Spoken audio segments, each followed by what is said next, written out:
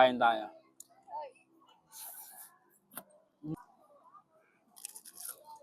Mm.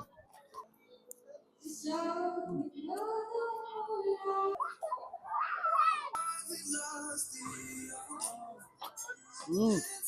Ano pang ginagawa nyo? Tara, dayo tayo. Tara, dayo tayo. Ano pang ginagawa nyo? Tara, dayo tayo.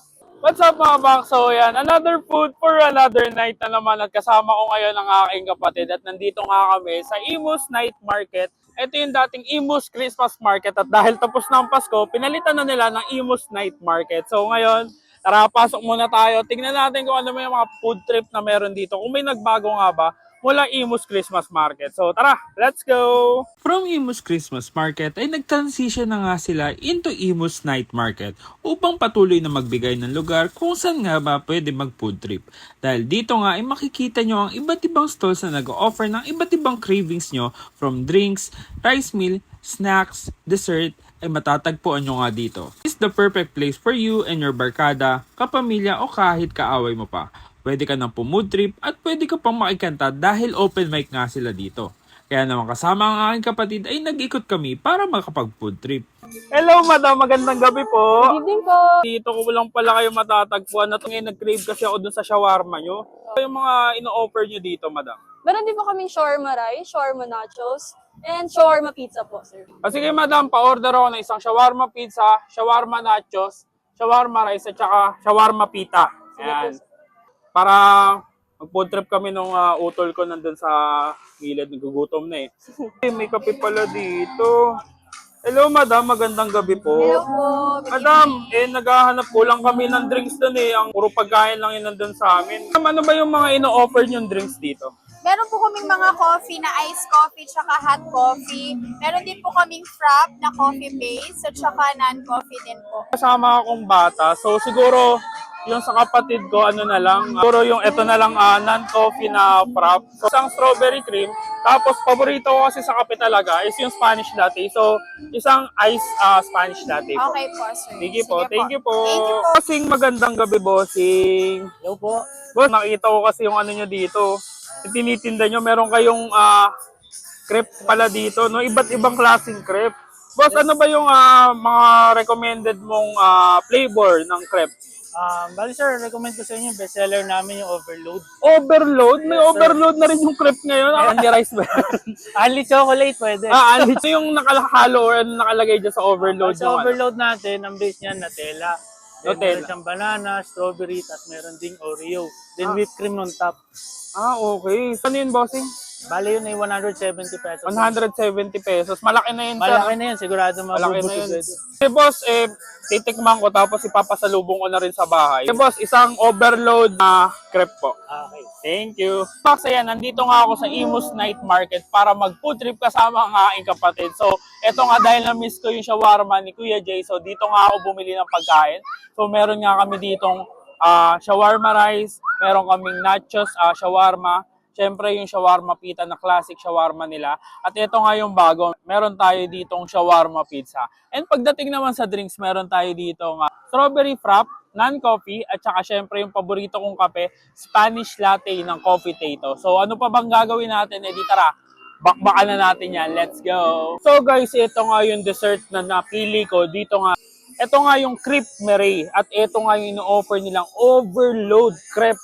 So, ano pa bang ginagawa or pa bang gagawin natin? Tikman na natin yan. Let's go! So guys, una nga nating titikman dito is itong kanilang shawarma rice. So, kain tayo. Sarap. So guys, kung gusto niyo matry ito, 90 pesos lang. Meron ka ng gantong karaming serving na kanilang shawarma rice. Kain tayo. Pagdating naman sa snacks, kung gusto mo ng snacks, meron din ng Kuya Jay ng kanilang nachos shawarma. Ito naman is 90 pesos din. Meron ka ng gantong ka-overload na serving ng kanilang nachos. Oh. Kain tayo.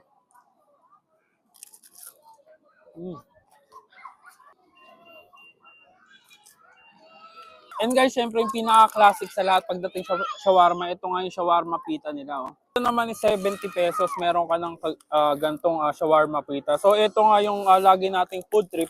Yung nandun tayo sa Imus Plaza. Kain tayo. Ito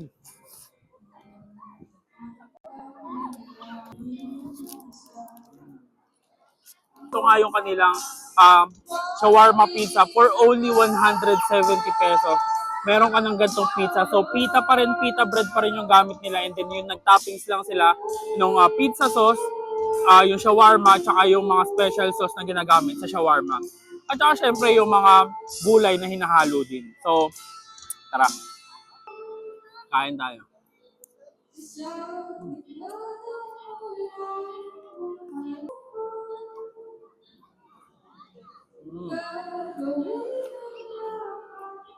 Sarap niya. Sarap ng combination ng pizza sauce at saka yung mga special sauce na ginagamit nila dito sa shawarma. Panalong panalo. Siyempre, mahirap kumain kung wala tayong panula. Kaya meron tayo ditong Spanish latte ng coffee tato at saka strawberry frap ng coffee tato din syempre. So, ito sa kapatid ko pero bago ko ibigay, titikman muna natin. Hindi lang siya basta frap na strawberry kasi nandun yung pulp. Meron siyang, meron siyang pulp ng mismong strawberry. So guys, ito, kung gusto nyo matry yung kanilang frap, non-coffee frap, ang strawberry nila is 130 pesos. At ito na nga, syempre, yung para sa akin, ito yung Spanish latte na ino-order natin sa kahit saang coffee shop na pupuntahan natin. Kapit tayo. Tinanong ako ng barista nila kanina kung gusto ko yung matamis. Alam nyo naman na mahilig tayo sa matapang ng kape. At yun, swak na swak, matapang talaga.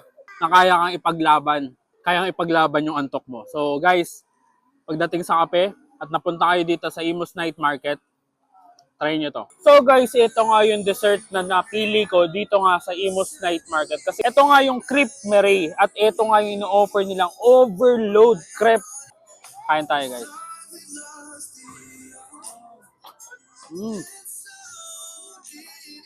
Saktong-sakto at balance sa balance yung pinakalasa niya. Nandun yung tamis. May konting asim dahil doon sa strawberry. Pero grabe, swak na swak yung lasa niya. So ito 170 pesos lang. Ng gantong overload na crepe. So guys, kung gusto niyo yung subukan at gusto niyo yung tikman ng mga food trip na food trip ko ngayon, located nga itong Imus Night Market. Dito lang sa along Advincula Road. Sa harap lang siya ng New Imus Cockpit Arena. At sa tapat ng Green Estate Extension Gate. So, paano mga box? Ubusin at iuwi muna namin to. And kita-kit sa susunod kong dadayuhin kung saan may masarap, mura at kakaibang kainan. And don't forget to eat, ride, and grind. Let's go!